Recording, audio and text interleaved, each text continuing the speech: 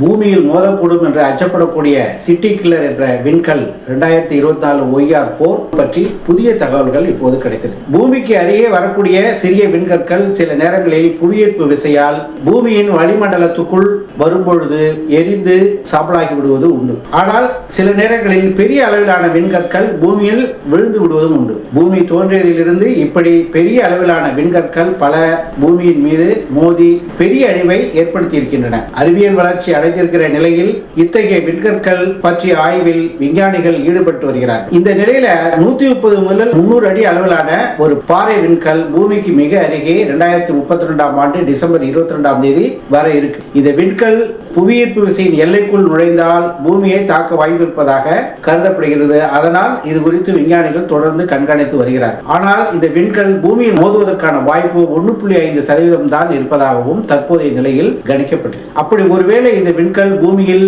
விழுந்தால் அது பசிபிக் கடல் பகுதியில் இருந்து தெற்கு ஆசிய பகுதி வரையிலான இடைப்பட்ட தூரத்திற்குள் விழக்கூடும் என்றும் கணித்திருக்கிறார். அப்படி ஒருவேளை அந்த விண்கல் விழுந்தால் ஒரு ஹைட்ரஜன் குண்டு வெடித்தது போன்ற பெரிய அழிவு அப்பகுதியில் ஏற்படக்கூடும் என்றும் விஞ்ஞானிகள் தெரிவித்திருக்கிறார். இந்த நிலையில நாசா விஞ்ஞானிகள் தொடர்ந்து விண்கல்லை கவனித்து வருகிறார்கள். அத்துடன் விஞ்ஞானிகள் தற்பொழுது அந்த விண்கல்லினுடைய பாதையை துல்லியமாக கணிக்க தொடங்கி இருக்கிறார்கள். சமீபத்தில் பெறப்பட்ட இந்த தரவில் விண்கல் மோதுவதற்கான வாய்ப்புகள் 0 கூட எதிர்காலத்தில் ஏற்பட வாய்ப்பு இருப்பதாகவும் வரும் 2028 ஆண்டில் அந்த விண்கல் பூமிக்கு அருகே வரும் சுற்றுப்பாதையை கண்காணிக்கும் போது இதை இன்னும் துல்லியமாக கணக்கிட முடியும் என்றும் நம்பிக்கை தெரிவித்திருக்கிறார். அப்படி ஒருவேளை பூமியின் ஒரு பகுதிக்கு ஆபத்து நேரிடும் என்ற நிலை ஏற்பட்டால் அந்த விண்கல்லை மறித்து தாக்குதல் நடத்தி உடைத்து தூளாக்குவதற்கான அறிவியல் முன்னேற்றமும் அதற்குள் வந்துவிடும் என்றும் அறிவியல் உலகம் கருதுகிறது.